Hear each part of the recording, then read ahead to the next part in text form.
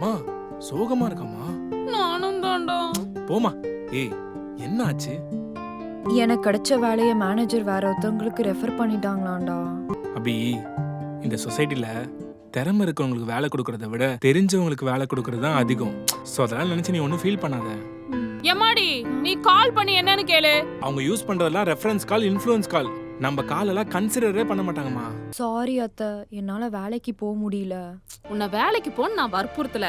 அன்னைக்கு கூட சும்மா உன்னை வெறுப்பேத்தலான்னு சொன்னேன், அவ்வளவுதான். மத்தபடி நீ வீட்ல இருக்கிறதுனால எனக்கு எந்த பிரச்சனையும் இல்ல. இனிமே நான் வீட்டு வேலையே செய்யறேன் அத்தை.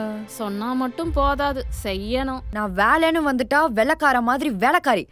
சாரி, வெள்ளக்காரி. ஒழுங்கா வீட்டுக்காரியா இரு போதும். வீட்டுக்காரி அத்தை, இந்த வீட்டை என் பேர்ல எழுதி தரீங்களா? அம்மா இவ பைத்தியக்காரி இல்லம்மா. கெட்டிக்காரிடா. இதோட ஃபுல் வீடியோ பார்க்க ஹேண்டிலுக்கு கீழ இருக்க ப்ளே பட்டனை கிளிக் பண்ணி பாருங்க.